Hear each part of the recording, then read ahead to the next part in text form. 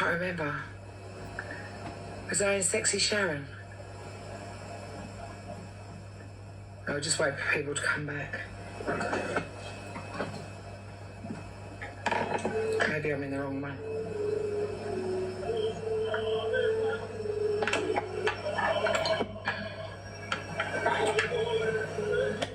So, you alright, Kate?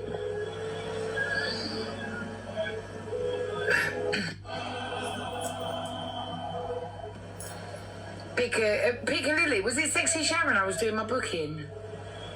I can't remember now. I just logged on this one on my other phone.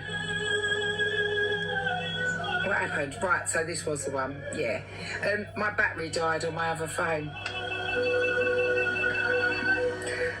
So, the book's not been released yet, as you know. I've been waiting for ages. You was doing your book. Right, let's just wait till we get to... Oh, fucking hell, we're on 100 already. Hi. This phone died. I need to charge it. Hold on, let me go in the other phone and charge this one. I've got the screen on, so don't worry. I'm just waiting for more people to come in and they'll carry on.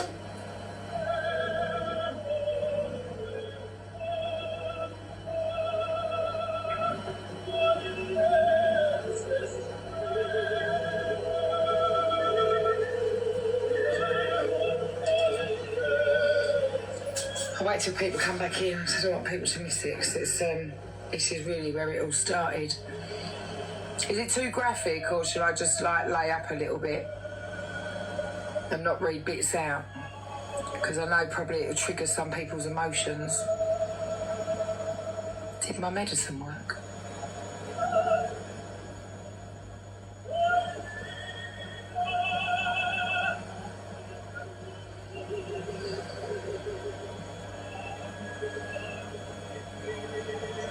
Okay. I like it. It's well written. So now, do you know what? I'll talk through till we get over 100 and I like it. So I couldn't tell you how many publishers on this book. And I promise you now, people have gone, that's not an autobiography we can publish. So I found one called Lulu, publishing there in America. And my friend Justin, he's an author now. And when I met Justin, he read my book. I sent it over to him. He went, you need to publish that. And I didn't realise he was on his first book. I think he's on book number 7 now from these publishers. And he makes massive money. And I keep reading this book over and over. Even though I've lived this, I read this book over and over, and I send it to publishers after publishers after publishers. And everyone comes back with different things, saying it's too graphic, especially with the drug scene and the clubbing. And they say you can't. But I think an autobiography is about somebody's life. And as you know, a lot of people who have followed me right from day one, I've had it shit. I really have. And there's things in there that I've never divulged, like that scene in the bedroom. Never divulged, because in them days you didn't speak. And I still haven't spoken about it. That's the first time I've let that go. And I just thought, halfway reading, just do it, just do it, just do it. Conquer your fear, just read it. And I know somebody will be listening to that going, that was me.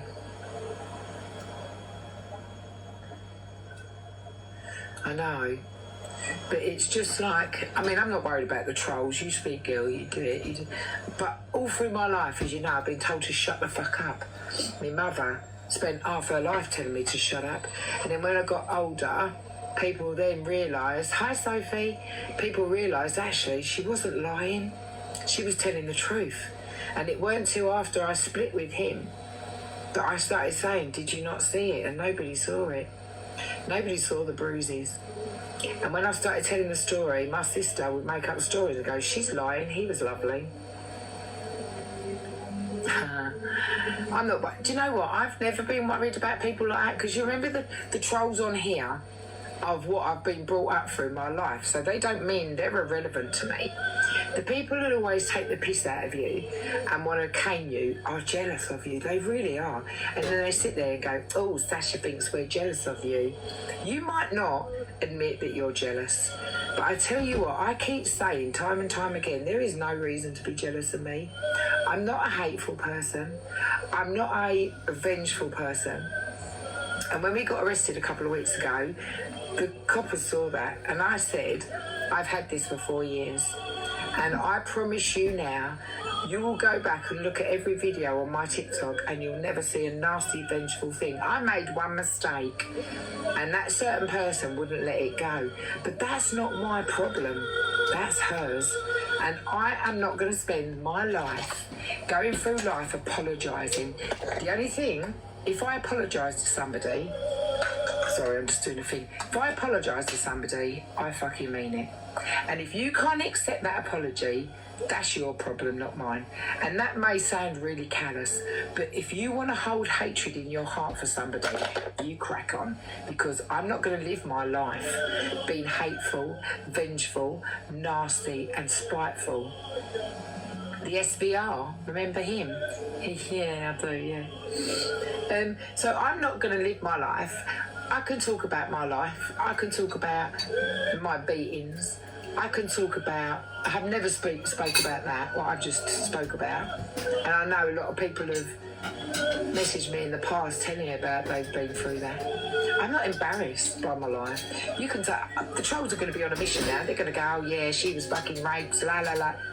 And what? Why? Why have I got to be embarrassed for it? But I've moved on from it. I did get married twice. I've moved on for it, and I've never spoke them words. I've never spoke that story in my life, ever. I won't retaliate. You know what? You can dress up like me. You can put your big nose on you. You can put your big tits on and take it. But you're the one making the effort. You're making yourself hate. And I would never, ever, ever want to feel that hate for somebody again. I would never put another woman down. I have done in the past, but I would never now retaliate to anybody. You say black is white, fucking say black is white. Yep, absolutely agree. I'm 54 years old. I've lived a life, trust me. Good, bad, sad, happy. But am I happy now? I would probably say I'm halfway there. Have I got some issues going on? Oh my God, yes, of course I have. You can't go through life literally being the most happiest person in the world. We can be as happy as we make ourselves.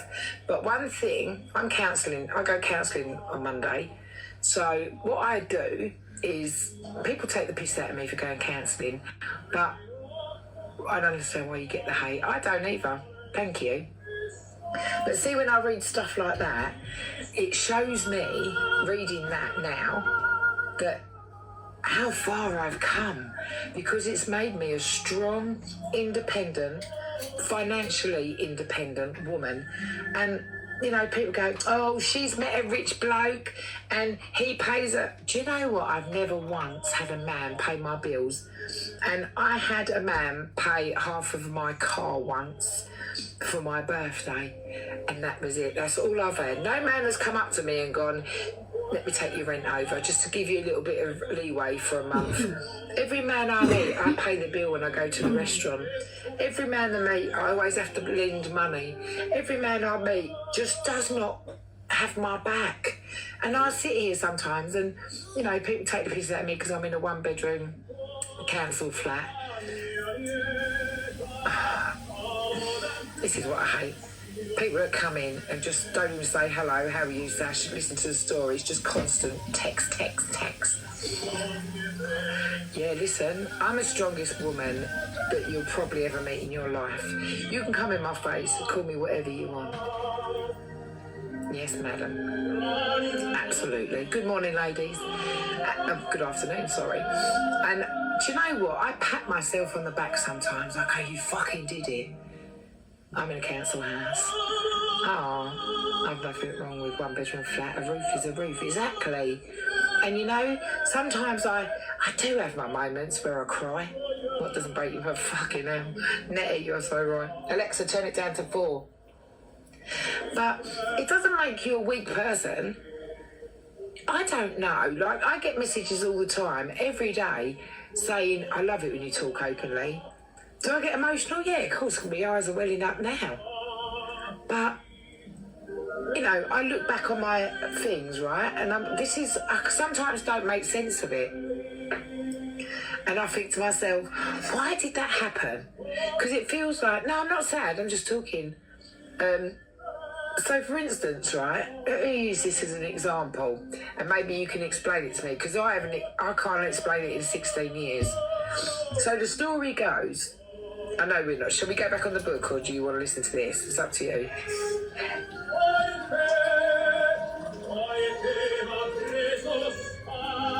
I'll do what you want me to do today. I carry on the book, you want both, okay. I will finish this and then we'll go back on the book. No, I don't need a hug, Kate. I'm really strong. Alexa, turn it down to 3. So this is my pattern in life, okay? Let's do before the marriage. So I don't know if any of you girls are dating. And I don't date because I'm insecure. I don't date because I'm looking for love. I don't date because I need a man. Yeah, I'm good, thank you, SJ. I date because... do I want to live the dream? Do I want to live how the fairy tale book goes? I want to live the girl meets boy. He's committed to her. She's committed to him. He goes to work. She goes to work. He has a bit of money in the bank. I have a bit of money in the bank. And I want to join as one. And I want to be that person where I've never divulged my life to one man. Never. I've always been my friends, my man. No, I'm not lonely. Fuck. Honestly, I'm really not lonely. People say I'm lonely on here, but I really am not. So what happens is, these men, I know you women are going through this. I thought you was back with Richard. Why are you saying that? You're not even listening. You've just come into a conversation, and that's not the case, Jojo. Right, anyway, let's move on, because we're not talking about that one, because I don't know why people keep saying, well, are you not back together? Why would they say that? Fuck me, I was out with a Chinese on fucking an Indian on Sunday. Just listen. People coming in, listen to half a story and then making assumptions. It's not the case. But we're just talking about dating. So now, like, I meet a guy. This is my pattern. I meet a guy. And he's like, oh my God, I think you're amazing. You're so pretty. And you go, in my head, I'm going, oh, fucking here we go. I've heard it a million times before. 9 times out of 10, they ain't got nowhere to live, or they've got no money, got a fuck all to offer. And I've got my little setup. It might be a 1-bedroom flat. I've got my car paid for, got my lodge, got my money. Like, I'm not massively rich, I'm not. And sometimes I struggle, and sometimes I have people help me out, and then that's life. So I meet them and they come in and put this fucking, I've got this, I've got that, and you know, we could live a wonderful life, and you're the girl I've always fucking been. Yeah, but you're sorted in yourself, 100%. Emotionally, I know exactly what I'm about. And they come in selling this fucking big dream, how much they're Billy Big Bollocks, my over 28 years. And you know what? I go along with the fucking whoosh, and I go, oh, maybe this is it. And then you get sort of 2 weeks down the line, and you go, oh. So the cracks start showing, don't they? And when that bit, if you've just come in, I've just read some of my book. That was the man I fell in love with, and I was 19. So when I got out of that DV, they show with you. So that relationship, that took me a year to get out of. The trouble is, you have heard it all, but 100% Sally, like nothing before. I've been around the world fucking 20 times with them bastards, what they promised me. I do always land on my feet. So you think he was your true love? No. Definitely not. So, as you heard in that book, what I went through, I used to look at that man and love him. Even when he was punching my face in, when my face was covered in blood, when my lip was hanging out, when my fucking nose was fucking had a pulse in it. Like, who's been the one that got away? None of them. Anyway, Sorry, keep asking questions. I have to keep retracting. Just hold the comments a little bit while I just get this out, because otherwise I'll forget and then we'll miss. But this one here, Mark, I was 19. That's the one I had the son with. And it doesn't make you happy. Yes, it does. Money does make you happy. And that's what people says. But people, when I'm on my own, right, when I'm sitting here on my own doing this, and I can now go, do you know what? I might fancy a Turkish. I'm going to go get a Turkish. I don't sit there anymore going, oh, fuck. I can't have a McDonald's because I can't afford it. I work my fucking arse off. I work. Do you know what? I'm going to be honest with you. A month ago, I fucking nearly lost this flat because I couldn't afford, well, probably a bit longer. I couldn't afford my rent. And I spoke to this woman at the council. Oh, my God, amazing. I said, please bear with me. I will get back up with myself. I'm struggling. You know, the kids' holidays coming up. They're pulling the cleaners out because the kids are on holiday. So people are like, oh, we can't have you like for 2-3 weeks because the kids are off school and I need to save money. And someone's dog had an operation. That was like $5,000. So we had to stop. So I lost like 4 or 5 customers. I didn't lose them, but I lost them as in a regular wage. And I looked at my fucking bill and I'm thinking, holy fuck, what the fuck am I going to do? And I actually sat in my bedroom thinking, I'm fucked. Anyway, so I phoned this woman up and I thought, I'm going to be honest with her. I'm going to tell her how the fuck it is. I think I've got fucking bowel cancer. You know, I'm not well. I've got a heart condition. I'm not saying this because I want you to feel sorry for me. I just need your sympathy because I'm having hospital appointments at the minute. I'm waiting for test results. I'm doing this, I'm doing that. And she was like, do you know what? I was Sarah reviews. I would give all my money up if it meant her husband back. No, fuck off, Sandra. You're mad. Fuck that. No, unless he passed, sorry. But anyway, this woman said to me, her name was Michelle, she said to me, do you know what? I'm going to give you a break. So I said to her, I'm just going to pay 50 and £100 when I've got it. Oh, sorry, Sandra. Yeah, then I get that. I thought you meant you divorced him and you loved him still. And do you know what? I paid that 20. If I had £20 for a job, I'd go to the bank, put it in my bank account, and then I'd go and pay my rent. And I got out of it, lucky enough. I really, really fucking got out of it. I think I only owe £150 now from 1,200 quid. Sandra, yes, good man. I love men. But I do. I know people are sitting there fucking struggling as well. And we rob Peter to pay Paul and we go through life and everyone looks at you and everyone judges you.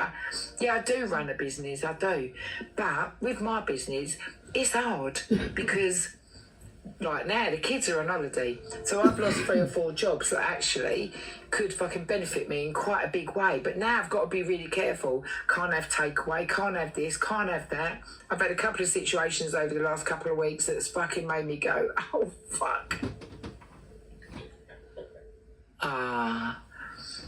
But life's fucking hard. And I sit here on my own and I just sometimes go, even if I just had a man to stand behind me and cuddle me and go, I got you.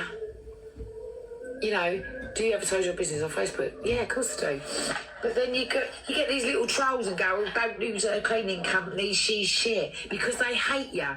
And what they tend to do, we took 3 new customers on last week, which actually one of them was come through a troll, but I always tend to get that. But even now, like, I'm doing my Sacha Fontaine products and they're like,